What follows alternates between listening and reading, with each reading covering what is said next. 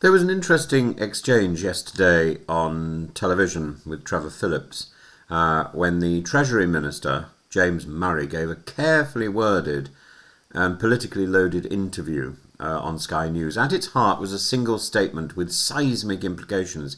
The UK is fully committed to recognising Palestine. It's not a question of if, but when.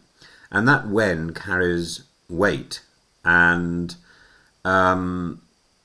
it suggests inevitability. It can also suggest caution, diplomatic choreography, and deep-seated political calculation. Britain is not a neutral observer in the Israel-Palestine conflict, as the author of the 1917 Balfour Declaration and the former mandatory power in Palestine. The UK bears a unique historical responsibility, and that responsibility is being invoked by over 220 MPs, cross-party, who are urging Sir Keir Starmer to follow France, Spain and Ireland in recognising Palestine at the upcoming UN General Assembly. Sarah Champion MP put it bluntly: if we've backed a two-state solution since 1980, why haven't we recognised both states? It's a reasonable observation. Murray's intervention was significant not because it broke new policy ground, it didn't, but because it framed recognition as a tool, he says, to galvanise change. It's a diplomatic lever.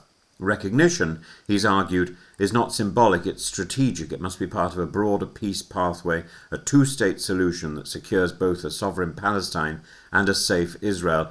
And it's a line that echoes Sir Keir Starmer's own repeated refrains. The question is whether it has teeth.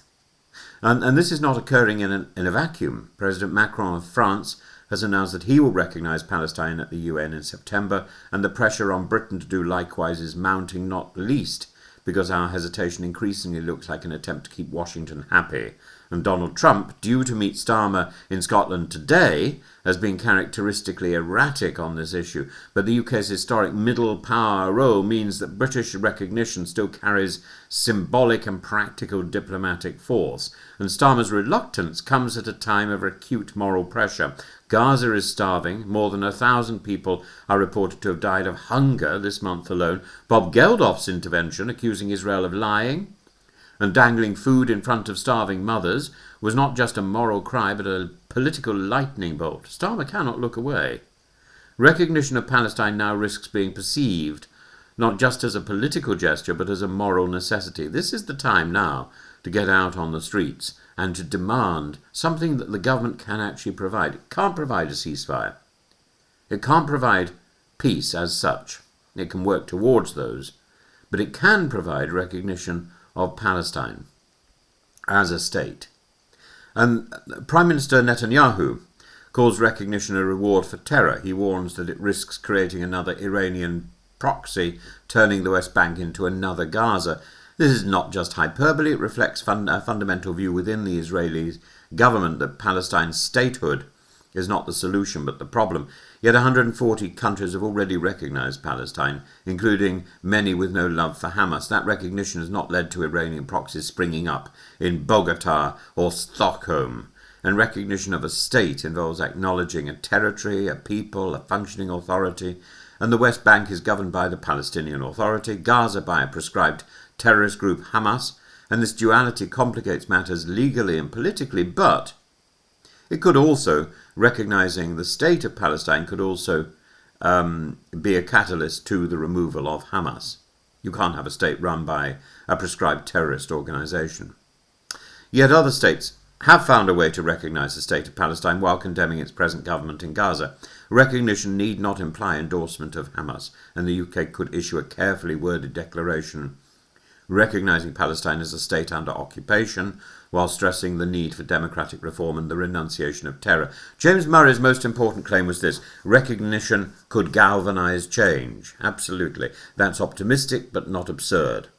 If the UK, France and others act in concert, they might shift diplomatic momentum, and recognition would strengthen the hand of Palestinian moderates. It would apply pressure on Israel to take seriously its obligations under international law. It would finally give substance to the two-state solution, which for decades has been more fantasy than framework. But we don't need to be naive. Recognition could be purely symbolic. It could provoke Israeli retaliation. It could embolden Hamas if not accompanied by a ceasefire, hostage returns and renewed talk. Kemi Badenoch, The Conservative leader, I say that term very loosely, claims recognition would mean letting a terrorist organisation win. That's not a ridiculous argument, though it does peddle the Israeli view, but it mistakes the recognition of a people for the endorsement of a regime. A recognition of Palestine should be a sober act, not an emotional response to images of starving children. It must be framed within a diplomatic strategy of humanitarian relief, political accountability, a new peace process, and support for civil society in both Israel and Palestine. And the UK should not act unilaterally. But nor should it cower behind Washington. An international conference on Palestinian statehood, including regional actors, the UN, the EU, should precede recognition, not delay it indefinitely. And James Murray is right. Recognition must galvanise change. But change will not come from words alone. Recognition must be backed by diplomacy, by pressure, and an unflinching commitment to a just peace. If we wait until everything is perfect, we wait forever.